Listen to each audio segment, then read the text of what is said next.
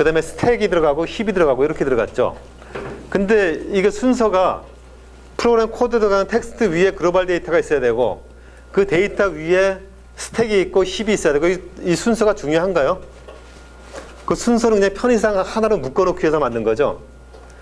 근데 우리가 프로그램을 볼 때에 텍스트는 별도의 블락으로 따로 떼고 근데 글로벌 변수도 별도의 블락으로 떼고 텍스트하고 글로벌 변수하고 서로 연결된 게 없죠. 서로 그냥 참조만 어디에서 참조만 할 뿐이고 이게 위치상으로 위에 데이터가 있어야 되고 이럴 필요는 없잖아요. 그래서 그런 것들을 따로따로 쪼개가지고 별도의 어떤 세그멘트로 나눠서 생각하는 그런 개념이 세그멘테이션 기법이에요. 세그멘테이션 방법은 뭐냐면은 우리가 프로그램을 짜다 보면은 프로그램 안에 메모리도 하나의 메모리가 아니라 거기에 보면은 어떤 함수들, 그 다음에 행렬, 테이블, 집합 이런 것들이 다 다른 데이터잖아요. 이런 데이터들을 필요에 따라 가지고 여러 개의 세그멘트로 나눠서 생각하는 나눠서 이제 요 세그멘트 크기 정보를 가지고 사용하는 방법이 그 세그멘테이션 기법이에요. 근데 이 세그멘테이션 기법을 사용하면은 하나의 프로그램 모듈이 큰 덩어리가 아니라 작은 덩어리로 쪼개지게 되죠. 작은 덩어리로 쪼개지니까 앞에 있는 그런 어떤 그 스와핑 기법, 이제 교환 기법을 사용한다고 하더라도 앞에 문제가 뭐냐면은 가비지가 이렇게 쪼개지는 분할을 해서 쪼개지는 게 작은 덩어리로 많이 쪼개져 가지고 큰 프로세스를 못 넣는다라는 건데 프로세스 자체를 작은 걸로 쪼개면은 작은 데 많이 넣을 수가 있겠죠. 그러니까 그 전에 56K짜리가 커가지고 50K짜리가 커가지고 20K, 36K 못 넣는데 50K짜리가 10K짜리 데이터, 20K짜리 코드, 뭐 30K짜리 뭐 이렇게 세 개로 쪼개지면은 20K 비현에다가 20K 넣고 또 10K 비현에 10K 넣고 이런 식으로 나눠가지고 넣을 수가 있죠. 세그멘트를. 그래서 그런 식으로 나눠 넣을 수 있기 때문에 이렇게 쪼개면은 이제 그런 단편화 현상이 일어나더라도 커버가 가능하다라는 거죠. 그래서 이런 식으로 했을 때는 이제 주소 방식이 근데 아까는 하나의 프로세스에 대해서 베이스 어드레스 하나가 있고 거기다가 논리 주소를 더해가지고 피지컬 주소를 계산했는데 이제 이렇게 되면은 계산할 때 프로세스의 베이스 주소가 아니라 세그멘트 주소가 필요하게 돼요. 그래서 세그멘트마다 그 세그멘트의 베이스 주소가 필요하게 되고 요 세그멘트에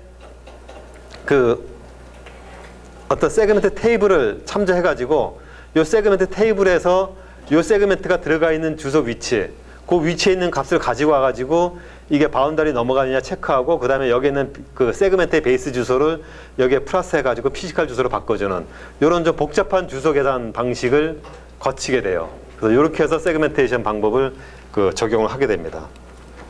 근데 이렇게 적용했을 때 이제 얘는 이제 이런 식으로 처리가 되는 거죠.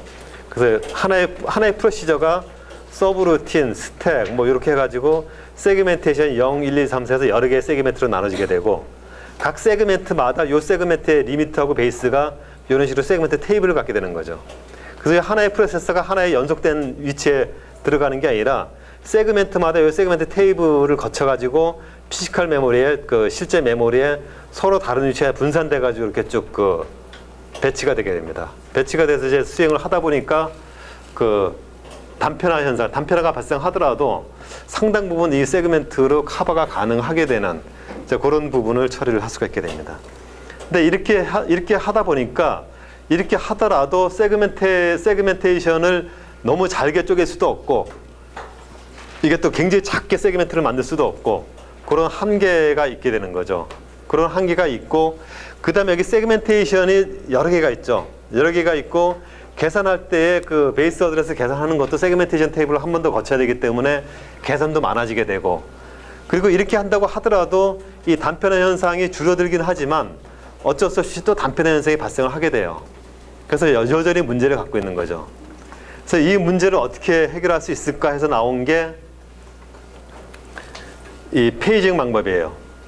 그래서 페이징 방법이라는 거는 이거는 이제 간단하게 시간이 없으니까 다음 시간에 이제 해야 될 것 같은데 이 페이징 방법은 뭐냐면은 앞에 세그멘테이션 방법은 프로그램 성격에 따라서 쪼개놓은 거죠.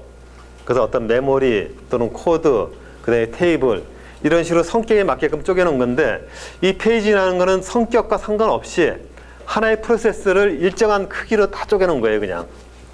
예를 들어서 92K짜리 프로그램이다 그러면은 10K짜리로 9개, 10개로 쪼개놓은 거예요. 그래서 10K짜리 9개하고 2K짜리 하나 해가지고 페이지의 단위는 CK 해가지고 페이지 그 사이즈별로 프로그램을 다 쪼개놓은 거죠. 쪼개가지고 프로그램을 페이지에 다 나눠놓은 거예요.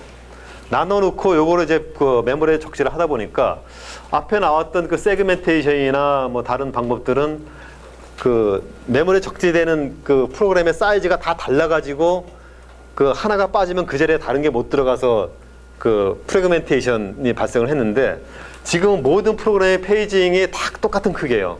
다 똑같은 크기니까 앞에 어떤 프로그램이 끝나고 나오면은 나온 그 페이지 크기만큼 다른 프로그램은 그냥 그 자리에 그대로 집어넣으면 돼요. 그러다 보니까 단편화 현상이 전혀 발생을 안 한다는 거죠. 근데 단편화 현상은 발생 안 하는데 페이지를 쪼개면서 거기에 또 복잡한 계산이 들어가긴 해요. 근데 전체적으로 이거를 해봤더니 거기에 계산하는 오버헤드가 단편화로 인해서 발생하는 오버헤드에 비하면은 굉장히 적다라는 거예요. 그래서 이 페이징 방법이 굉장히 일반적인 방법으로 활성화가 되면서 대부분의 OS에서 이 페이징 방법이 사용이 되고 있습니다. 그래서 시간이 좀 남기는 했지만 여기까지 오늘 하고 이 페이징은 다음 시간에 하는 걸로 하시죠. 질문 있어요? 네, 없으면 여기서 마치겠습니다. 수고했습니다.